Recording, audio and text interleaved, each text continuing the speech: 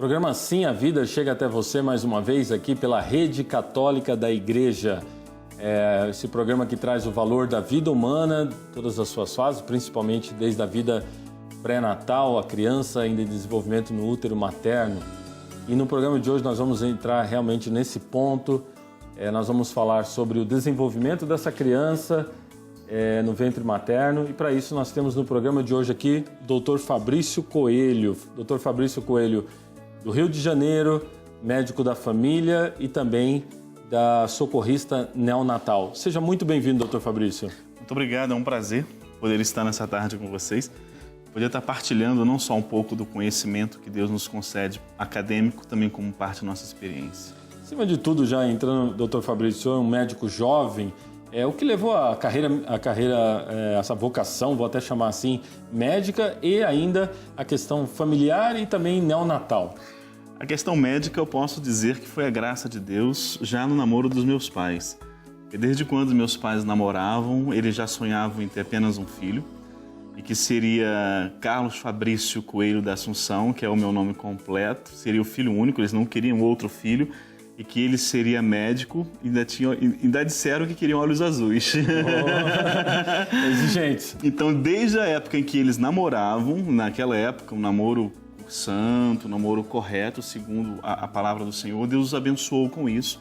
E realmente, de fato, aconteceu. Nunca houve nenhum outro tipo de desejo de ser profissional em nenhuma outra área. Você se lembra desde Sempre pequeno com o desejo de ser médico? Sempre fui médico, nunca teve outro desejo. Mas os pais eram médicos? Não, nenhum dos dois o são.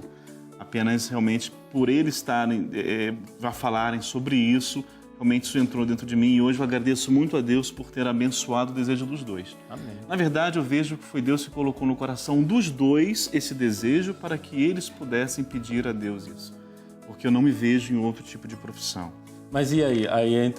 Você tomou especialização neonatal? Não, eu sou médico de família, né? Eu me formei em médico de família e com isso eu cuido tanto desde criança até idosos, né? Mas trabalho na ambulância, né? Neonatal e adulto, né? UTI neonatal e adulto do estado do Rio de Janeiro hoje.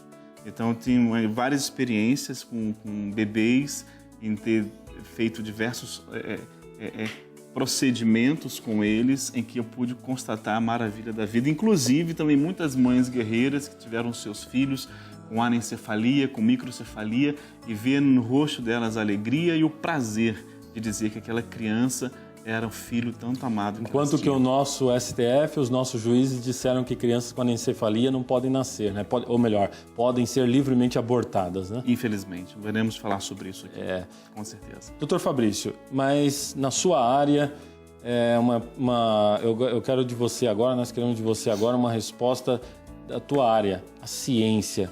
O que a ciência pode nos dizer a respeito do surgimento da vida? Tem uma palavra da ciência? Todas. É muito importante isso, eu agradeço até a oportunidade de estar aqui e falar sobre isso, eu sendo um homem de ciência, eu sendo um médico. É bom deixar claro que nós escutamos muito por aí outros profissionais, principalmente profissionais pagos pela mídia, virem à televisão e defenderem que a vida não começa na fecundação. Quero dizer bem claro aqui que isso é uma opinião dele, essa não é a opinião da medicina. Essa não é. A opinião da medicina, inclusive a medicina do Brasil, foi muito bem exposta e definida, tá? No conclave que nós tivemos aqui nesse país, tá? No 7º conclave, entendeu? De 7 a 9 de maio de 1998. A medicina no Brasil, agora, 8 anos atrás, já definiu isso para que não houvesse nenhum outro tipo de questionamento nesse sentido.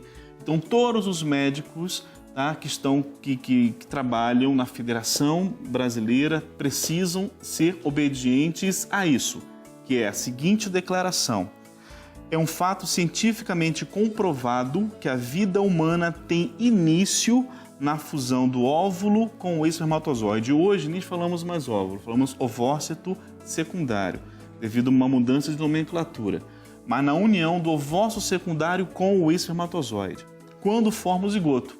Ou seja, é o momento da fecundação. Ali, na fecundação, segundo a medicina do Brasil, no 7º conclave da Federação Brasileira, ali já tem a vida. É interessante, né, doutor Fabrício, que nós estamos aqui colocando um posicionamento de fé. Claro que pela fé nós temos essa valorização da vida humana, mas a ciência está dizendo para nós, com certeza, porque a ciência estudando vai dizer para nós que na fecundação origina-se a vida. Sim, e isso não é apenas uma particularidade do Brasil. Chile, Argentina e vários outros países da América do Sul também fecharam neste acordo, as federações de medicina fecharam neste acordo de que a fecundação, na hora da fecundação, no momento em que o espermatozoide penetra o ovócito secundário na mulher, começou ali a vida. Mas então por que deturpar essa informação tão precisa, tão básica, como você disse, por alguns profissionais, usando até do meio da mídia e outros meios?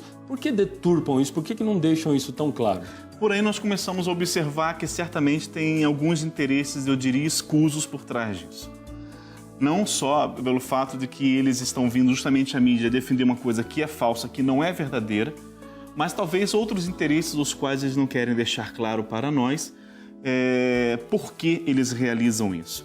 Visto que a única diferença que existe, veja, a única diferença que existe entre o zigoto, entre o ovócito fecundado por um espermatozoide e nós que aqui estamos, é apenas duas: tempo e alimentação. Não há outra diferença. Porque no zigoto está todo o código genético já preparado para desenvolver este novo ser. Nada mais será acrescentado. Dá a ele a alimentação necessária, dá a ele o tempo necessário e ele chegará até onde nós aqui estamos. E nós também continuamos nos desenvolvendo? Exatamente, até a fase idosa. Assim nós colocamos nas mãos de Deus para que Ele determine. Contudo, essa é a única diferença, não existe outra. Então é ilógico, chega a ser ignorante, permita-me falar, mas chega a ser ignorante você não conseguir enxergar que naquele momento da fecundação existe já uma nova vida. Nós vamos continuar esse assunto aqui com o Dr. Fabrício nos blocos seguintes. Você pode ajudar a manter este e outros programas no ar aqui na Rede Católica da Igreja. Entre em contato conosco pelo site www.padrereginaldomanzotti.org.br ou você pode ligar no 41, prefixo, 3221 6060. Já voltamos, Dr. Fabrício conosco aqui no programa Sim à Vida.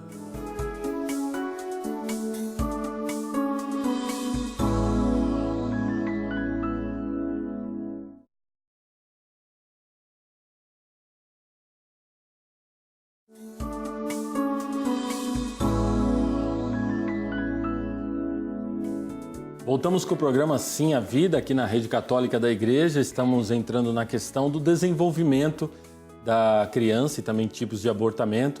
Para isso estamos aqui com o Dr. Fabrício, do Rio de Janeiro, médico da família. Dr. Fabrício, a ciência já definiu a vida, você mesmo disse que ela vai se desenvolvendo, tendo tempo e tendo alimentação, essa vida vai se desenvolvendo. A mulher, estando grávida, geralmente ela percebe que tem algo diferente ali, vamos colocar assim, quando atrasa a menstruação e aí ela vai atrás e vai descobrindo isso. Esse é o caminho do desenvolvimento? Fala Sim. Um pouco sobre nós. Muito interessante colocar isso, porque hoje em dia, quando se levanta a bandeira do aborto, né, muitos pretendem falar que ao praticar o aborto, ele será realizado quando ainda não existe a vida, como alguns querem dizer, o que é uma mentira, ou quando não existe um bebê formado. E essa é outra mentira. Por quê? Porque uma mulher só vai atinar que ela está grávida quando a sua menstruação atrasar. E mesmo que ela atrase, ela não vai logo fazer, ela vai esperar. Espera mais uma semana, mais 2 semanas. E quando isso acontecer, aquele embrião em seu ventre já vai estar pelo menos com 4 a 6 semanas de vida. E 4 a 6 semanas de vida significa que esse embrião vai estar praticamente com a sua parte circulatória formada, com o seu coração batendo, estará batendo, e estará com seu tubo neural formado a ponto de sentir até mesmo dor. Ele já sente dor? Já sente dor. Então, uma criança... Mesmo sendo um embrião, nessa fase, já sente dor. Então, o embrião, nessa fase, está já com 4 semanas... 4 a 6 semanas. Já está com seu tubo neural formado. Então, uma pessoa que for abortar essa criança, e eu gosto quando a gente fala do aborto, é claro que não é só a mulher, é o médico que está abortando junto, é o pai da criança que está levando ou está pagando para abortar, pode estar... cometendo esse crime, inclusive causando dor nessa criança. Sim, sem dúvida nenhuma.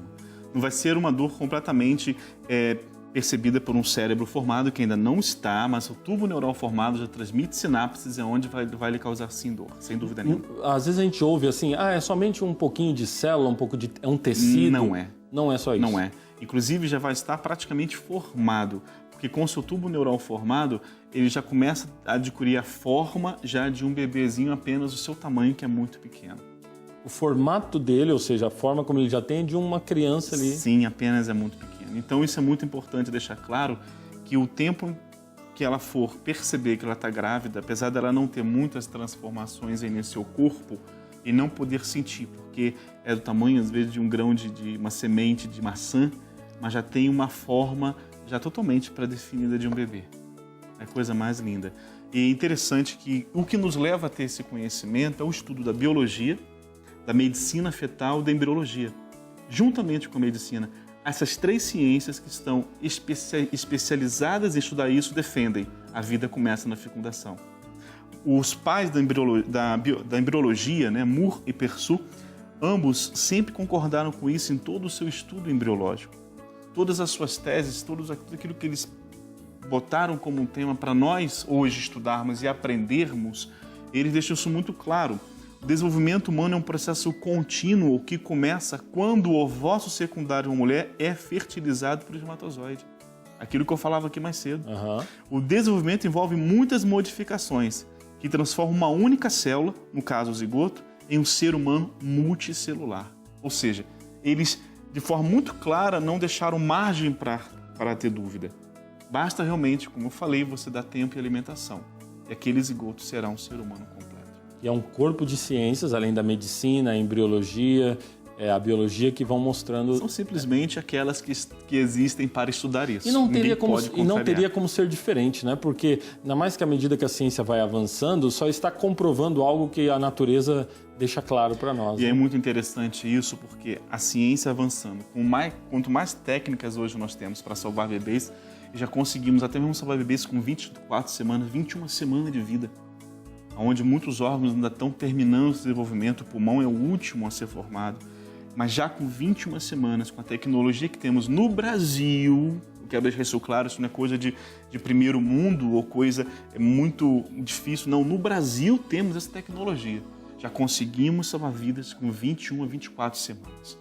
Eu já tive o prazer de transportar um bebê de 26 semanas, fez uma cirurgia cardíaca. Sabe o que é isso?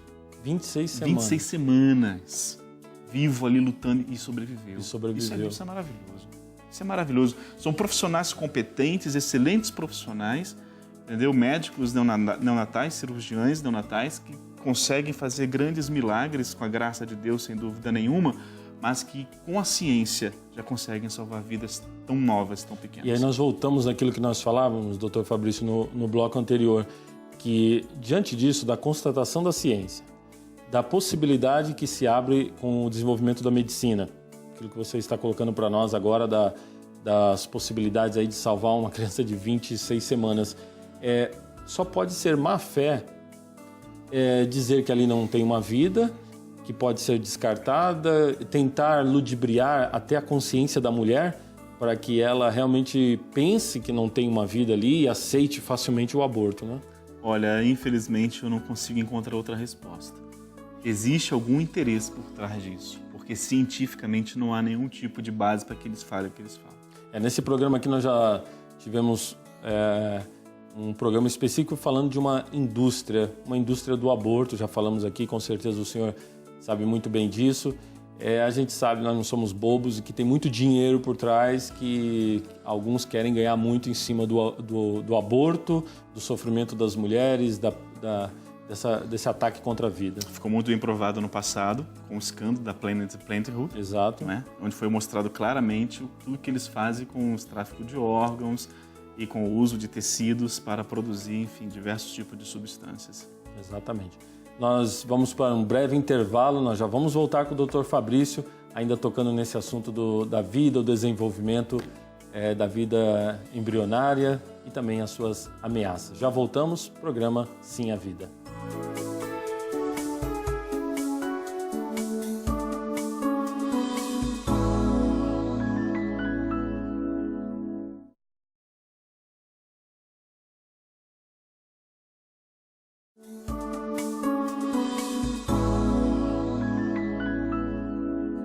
Programa Sim a Vida de volta aqui na TV Evangelizar, na Rede Católica da Igreja. Estamos aqui com o Dr. Fabrício Coelho, estamos falando sobre o desenvolvimento da vida e entrando também na questão do abortamento. Ou melhor, Dr. Fabrício, explica um pouco melhor para nós aí essa terminologia. Aborto, abortamento, como podemos entender melhor isso? É muito bem, uma pergunta muito interessante, porque quando a gente parte para falar popular, sempre tende-se a diminuir as nomenclaturas. Mas no caso correto foi aquilo que o senhor disse, que é abortamento. Aborto é o produto. No caso seria o corpo do bebê falecido já. Ali é um aborto. Ali é aborto. O corpo do bebê é aborto, mas a prática que se faz é abortamento. Isso é a terminologia correta? Correta, sim, abortamento. No caso, como se fala muito, não é defender o aborto. Seria defender o abortamento, que é defender a prática de abortar um concepto vivo, e esse concepto, ao ser abortado, ele recebe o nome de aborto. Quem quer a legalização do aborto, na verdade, quer a legalização do abortamento que vai produzir um aborto. Perfeito, exatamente isso. É bom deixar muito claro para que as pessoas possam ter a correta nomenclatura sobre isso. Certo. Quais os tipos de abortamento que são usados para produzir um aborto, para tirar a vida de uma criança? Vamos lá. Primeiro, o abortamento espontâneo. É quando, por alguma circunstância, às vezes genética, desenvolvimento no embrião, ocorre alguma incompatibilidade da vida, o embrião não consegue permanecer no ventre de sua mãe, ou por algum trauma que durante a fase de gravidez a mãe sofra, podendo causar um descolamento prematuro de placenta, e isso vem acabando sendo incompatível com a manutenção da gravidez, e a mãe acaba perdendo o seu bebê, um abortamento espontâneo, sem nenhum tipo de implicação legal ou vontade da mesma. A maior parte desses abortamentos espontâneos ocorre até o 3º mês ou não tem isso? Geralmente, até o 3º mês é a fase mais crítica, porque é a fase de desenvolvimento embrionário mais intenso. Então, se a criança apresentar alguma alteração genética, ela vai se manifestar nessa fase de desenvolvimento, que pode levar justamente a não desenvolver o bebê, não desenvolver o concepto dentro dela. Contudo, já os traumas já são mais possíveis de ocorrer já no terceiro trimestre, seria do 6º ou 9º mês, onde pode ocorrer um trauma e a mãe acabar sofrendo abortamento. E os outros tipos de abortamento, no caso aí, desejados? Aí já entramos numa outra parte, que são os abortamentos provocados. Né? Esses abortamentos provocados têm algumas nomenclaturas importantes para que nós possamos conhecer. Basta dizer que, sendo ele provocado, houve aí o desejo da mãe ou não, tá? Porque às vezes muitas mães são enganadas, é bom deixar isso claro. Houve aí o desejo da mãe ou não de tirar o seu bebê. E aí nós temos o abortamento onde é crime, mas temos o autoaborto, que é quando a mãe provoca em si mesma por algum tipo de instrumento. Infelizmente, talvez o desespero, falta de formação e informação, algumas se desesperam diante de uma situação onde são abandonadas pelo seu companheiro ou por aquele homem que, tendo relação com ela, é o pai da criança, e elas acabam provocando o próprio abortamento em si. Temos muitos casos no Rio de Janeiro, ainda hoje, que isso acontece. Mulheres que colocam até mesmo agulhas de crochê para romper ali a bolsa e provocar. Outras vezes tomando remédios caseiros que possam provocar, ou colocando remédios no canal vaginal para provocar também isso. Não vou mencioná-los para que não venha a estimular nenhum tipo de conhecimento escuso, mas também existem essas possibilidades. É o autoabortamento. Além de tirar a vida da criança, eu imagino que aí a mulher corre um sério risco de vida também. Gravíssimos, principalmente ao usar instrumentos perfurantes para poder provocar esse autoabortamento. Ela pode fazer perfuração de útero, perfuração de canal vaginal e ter sérias hemorragias, sérias complicações, podendo até mesmo ela ir a óbito. Não é raro isso não, tá? Lamentável dizer que em comunidades carentes é muito comum de acontecer. Mas nós teríamos também outros procedimentos realizados por, infelizmente, profissionais da saúde, onde nós poderíamos classificar os abortamentos criminosos realizados por profissionais.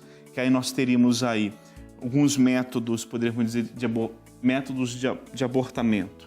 Envenenamento salino, dilatação e curetagem, são duas práticas que muitos profissionais, lamentavelmente, praticam, e aí você tem essa prática acontecendo em fases mais avançadas.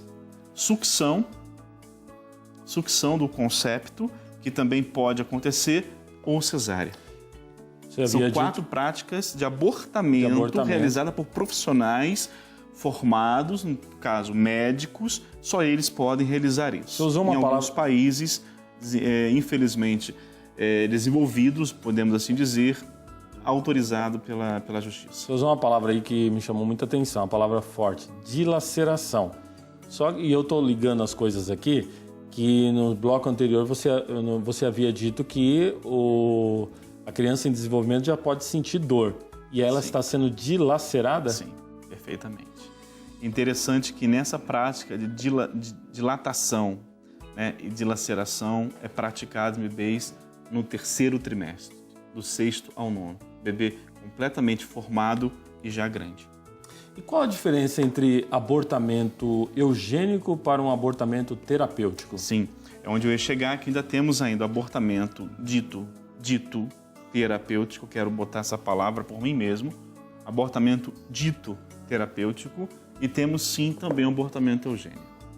E é bom, são no caso os 2 últimos tipos que faltou eu mencionar aqui. Certo. O abortamento terapêutico, muito combatido pelos profissionais sérios da saúde, são aqueles defendidos por alguns profissionais obstetras, onde a mãe tem algum tipo de risco à sua vida ao manter aquela gravidez. Alguns profissionais, não poderia dizer a você de má fé, mas fazem uma interpretação errada, tá, daquela gravidez, e pelo fato de muitas mães entrarem numa pré-eclâmpsia, entrarem numa eclâmpsia ou em algum outro tipo de risco, optam por praticar o abortamento ao invés de levar a gravidez mais um pouco para praticar o parto. É bom deixar isso claro. Diferença de parto e abortamento. Qual a diferença, Fabrício? Abortamento seria retirar o concepto para matar. Parto, retirar o concepto para viver. Então, o que hoje, já falava aqui para o senhor no primeiro bloco, que com o desenvolvimento da ciência, temos condições de, às vezes, levar uma gravidez por mais algumas semanas, tá? Para que possa realizar o parto e não abortamento. Nós tivemos há pouco tempo um caso maravilhoso relatado nos Estados Unidos, uma mãe que faleceu, morte encefálica, morte cerebral, porém ela estava grávida e os americanos levaram aquela gravidez por mais 54 dias. Fizeram um parto e a criança sobreviveu. Milagre da vida com a ciência. Com a ciência. 54 dias, veja, a mãe morta, mantiveram o corpo vivo para poder trazer aquela vida ao mundo. Isso é maravilhoso. Isso mostra o quanto esses profissionais dão valor à vida. Já o abortamento eugênico, que é um absurdo, na verdade nada mais é do que Hitler fazia com os judeus. É você fazer uma seleção. É você selecionar quem vive, quem pode e quem não pode. Né? E isso tivemos muito forte, lamentavelmente provado no país, em casos de bebês anencéfalos. Lamentavelmente. Por quê? Porque tivemos lindas experiências de bebês anencéfalos que nasceram e viveram durante muito tempo. Tivemos um caso em São Paulo há pouco tempo, no interior de São Paulo, de um bebê que viveu durante 1 ano e 7 meses com anencefalia. O bebê até sorria. E a família, se você hoje for até a família e fizer uma entrevista, ela te transmite a alegria de ter tido o prazer de cuidar daquela criança, que era a Marcela. Aí nós vemos, ouvindo da boca de um médico, o valor da vida, a capacidade que a ciência tem. Doutor Fabrício, nós vamos precisar estar finalizando o programa, o nosso tempo é curto, mas somos muito gratos a você por nos trazer tanto conhecimento assim. Isso só nos leva, com certeza, a cada vez mais lutarmos pelo valor da vida humana. Esse foi mais um programa Sim a Vida. Nós voltaremos em outros momentos, com você. Inclusive, queremos ter novamente aqui o Dr. Fabrício. Será um prazer. Um grande abraço. Deus te abençoe.